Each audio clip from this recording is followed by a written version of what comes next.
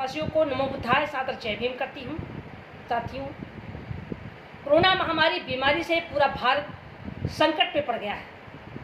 Corona महामारी बीमारी के आड़ में कोर्ट का सहारा लेकर आरएसएस के प्रधानमंत्री मोदी जी 5 अगस्त को साकेत नगर में राम मंदिर का शिलान्यास करने जा रहे हैं। मैं प्रधानमंत्री मोदी से पूछना चाहती हूँ कि भारत का संविधान धर्मनिरपेक्ष संविधान है। संविधान का शपथ लेते आपने कहा था कि हम संविधान के तहत कार्य करेंगे, किंतु 5 अगस्त को राम मंदिर का शिलान्यास करने जा रहे हैं। क्या राम मंदिर के बनने से भारत में कोरोना महामारी बीमारी खत्म हो जाएगा?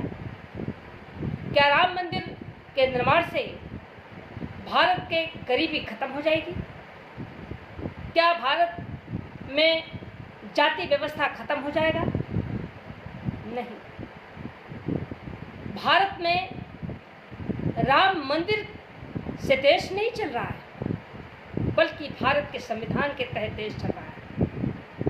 भारत का संविधान में सभी धर्मों की सुरक्षा की गारंटी है,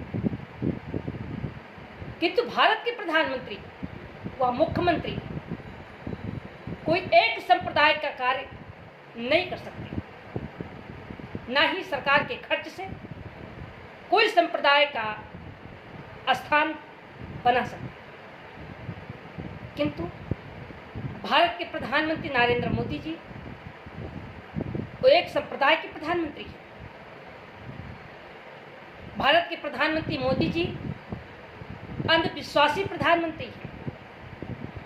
भारत के बहुजन मूल निवासियों को ऐसे अंधविश्वासी प्रधानमंत्री पर विश्वास बिल्कुल नहीं करना चाहिए। भारत के प्रधानमंत्री नरेंद्र मोदी जी संविधान पर विश्वास नहीं करते, संविधान के तहत नहीं चलना चाहते, लोकतंत्र को नहीं मानते, बल्कि राजतंत्र को मानते हैं। राजतंत्र के तहत वो कार्य कर रहे हैं। संविधान में दिए गए कानून को नहीं मानते, संविधान में दिए गए कानून को बहुत बारीकी से समाप्त कर रहे हैं। भारत के बहुजन मूल निवासियों को गुमराह कर रहे हैं। एक प्रधानमंत्री मंदिर का शिलान्यास करके भारत व दुनिया के लोगों को क्या संदेश देना चाहते हैं? चुनाव में मंदिर मस्जिद, हिंदू मुस्लिम, भारत पाकिस्तान करके भारत की जनता को गुमराह कर रहे हैं। साथियों, मैं अपील करने के लिए बैठी हूँ, मैं भारत के बहुजन मूल निवासियों से अपील करने के लिए बैठी हूँ कि भारत के संविधान व लोकतंत्र को बचाने के लिए सामाजिक संगठन व राजनीतिक संगठन के लोग आपको एकजुट होना होगा। चूँकि ये तो मैं जब लोकसभा सांसद थी तभी बीजेपी व प्रधानमंत्री मोदी जी के नीति व नियत को समझ गई थी। वो भारत के संविधान को खत्म करने की उनकी साजिश तभी से हो रही थी। इसीलिए मैं भारत के बहुजन मूल निवासियों को आगाह किया था कि भारत के बहुजन मूल निवासी 2019 में मोदी को रोकना होगा, वरना हमारा संविधान खतरे में होगा। आज आप लोग को दिखाई दे रहा है, आज संविधान का सम्मान नहीं हो रहा है। संविधान में दिए गए कानून के तहत देश के प्रधानमंत्री नहीं चल रहे हैं, बल्कि मनुस्मृति के तहत चल रहे हैं, सनातन धर्म के तहत चल रहे हैं। जब चुनाव आता है तो कहा जाता है तुम हो हिंदू, हम हो हिंदू, हम हैं हिंदू 100 करोड़। साथियों, आगरा में अनुसूचित जाति की महिला की मृत्यु हो जाने के बाद परिवार व समाज के लोग शमशान घाट पर जाकर चिता लगाकर और चिता पर रखकर उनको अग्नि दे रहे थे। उसी समय कुछ अराजक तत्व बड़ी जाति के लोग वहां पहुंचकर और चिता पर से लाश उतरवा दी गई। दलित समाज के लोगों का अपमान किया गया और वहां पर चिता नहीं जलाने दिया गया। ये संविधान का उल्लंघन नहीं है? क्या प्रधानमंत्री जी इस पर गंभीर क्यों नहीं है? पूरे भारत में बहुजन समाज के लोगों के ऊपर अत्याचार हो रहा है, शोषण हो रहा है, हत्याएं हो रही हैं, बलात्कार हो रहा है, पीट पीट करके इनकी हत्या कर दी जा रही है। आखिर सरकार गंभीर क्यों नहीं? यही नहीं साथियों, भारत में दो प्रकार की राजनीति हो रही है। भारत में गरीब, कमजोर, लाचार, बेसहारा, बेरोजगार लोगों के बच्चों को शिक्षा से वंचित कर दिया गया। कहा जाता है कि भारत में जो हमारे गरीब हैं उनके लिए स्कूल बंद है, और जो लखपति करोड़पति लोग हैं, बड़े लोग हैं, बड़ी जाति के लोग हैं, उनके बच्चों को नेट से शिक्षा दी जा रही है। साथियों, हमारे गरीब, कमजोर, लाचार, बेसहारा, बेरोजगार लोगों को के पास ना तो लैपटॉप है और ना तो मोबाइल है, ना तो नेट की व्यवस्था है। उनको शिक्षा से ही वंचित किया जा रहा है। शिक्षा नीति में भी भारत के बहुजनों का इतिहास खत्म किया जा रहा है। बहुजनों के इतिहास को नहीं बताया जा रहा है। भारत में शिक्षित लोग बेरोजगार हो गए, सारा विभाग प्राइवेट कर दिया गया। प्राइवेट विभागों में अनुसूचित जाति, पिछड़ी जाति के लोगों को नौकरी से वंचित कर दिया गया। कोरोना महामारी बीमारी के आड़ में सारे रोजगार बंद करा दिए गए, सारे धंधे मजदूरी बंद करा दी गई। आज समाज के लोग भूखमरी के कगार पर हैं।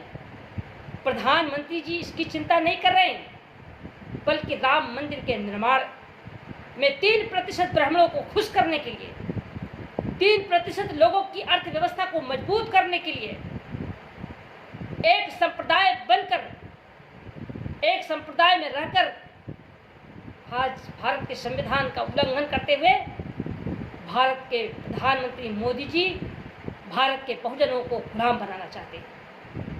आए भारत के बहुजन समाज के लोग, आए भारत के दलित, पिछड़ा, आदिवासी, मुस्लिम समाज के लोग, मोदी की नीति व नियत को समझना होगा। इनको सत्ता से बाहर करना होगा।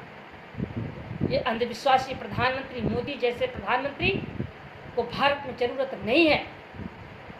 साथियों, अगर आज भारत के संविधान के साथ खिलवाड़ हो रहा है, भारत के बहुजन मूल निवासियों के साथ खिलवाड़ हो रहा है, भारत के बहुजन मूल निवासियों के साथ अत्याचार हो रहा है, इसकी जिम्मेदार अगर कोई है तो भारत के बहुजन नेता अपने निजी स्वार्थ के लिए, अपना धन बचाने के लिए, अपने को जेल से बचने के लिए, सीबीआई की जांच के डर से सारे बहुजन नेता कहीं न कहीं बीजेपी के साथ दे रहे हैं, जिसके नाते आज आरएसएस बीजेपी का हिम्मत बढ़ा हुआ है। वरना इनकी हिम्मत नहीं थी कि भारत के संविधान व लोकतंत्र की तरफ एक गलत नियत से देख सके। मैं भारत के बहुजन मूल निवासियों से भी अपील करना चाहती हूँ, भारत के सामाजिक संगठन और राजनीतिक संगठन के लोगों से मैं अपील करना चाहती हूँ कि भारत की जनता के अदालत में हम सबको जाना है। भारत की जनता ही फैसला करेगी। इसके लिए भारत की जनता को हमें मोदी जी के कारनामों को बताना होगा। अपने अधिकार के प्रति जागरूक करने के लिए हमको समाज के बीच में जाना होगा, समाज को एकजुट करना होगा। अब हमें मैदान जंग का ऐलान करने के लिए सबको आग्रह करना होगा। मैं तो मैदान जंग का ऐलान कर चुकी हूँ और मैं बार बार कहती हूँ कि मोदी आरएसएस के प्रधानमंत्री हैं, आरएसएस में शाखा लगाते थे, आरएसएस के प्रधानमंत्री बनकर पूरे भारत के बहुजनों को गुलाम बनाकर आज देश में राजतंत्र कायम करना चाहते हैं। अगर भारत के संविधान चाहिए, अगर अपनी सुरक्षा चाहते हैं, अगर संविधान की सुरक्षा चाहते हैं, संविधान में दिए गए कानून को उसकी सुरक्षा चाहते हैं, तो अब हम सभी लोगों को एकजुट होने की ज़रूरत है। एकजुट करने के लिए मैं आप लोगों से अपील करती हूँ। मैं कांशीराम बहुजन समाज पार्टी बनाई है माननीय कांशीराम साहब की विचारधारा पर चलने के लिए। बाबा साहब डॉक्टर भीमराव अम्बेडकर जी की विचारधारा पर चलने के लिए, बहुजन महापुरुषों की विचारधारा पर चलने के लिए ही हमने कांशीराम बहुजन समाज पार्टी बनाई है। जो माननीय कांशीराम साहब का आंदोलन था, जो कांशीराम साहब का मिशन था, उस मिशन पर चलकर हम भारत के बहुजन मूल निवासियों को एकजुट करेंगे और अपने अधिकार के प्रति समाज को जागरूक करते हुए हम जनता की अदालत में जाएंगे। मैं कभी किसी भी प्रकार का, मुझे ना कोई भय है, ना मुझे कोई प्रकार का लालच है। मैं भारत के बहुजन के लिए हर कुर्बानी देने के लिए तैयार हूँ और मैं लगातार संघर्ष कर रही हूँ। मैं आप लोगों से अपील करती हूँ, चाहे भारत के बहुजन मूल निवासी हम सब एकजुट होकर हम भारत के संविधान तथा लोकतंत्र को बचाने के लिए एकजुट हों। इन्हीं शब्दों के साथ मैं सावित्रीबाई फुले, पूर्व सांसद, राष्ट्रीय अध्यक्ष कांशीराम बहुजन समाज पार्टी, आप सबको नमो बुद्धाय, सादर जय भीम।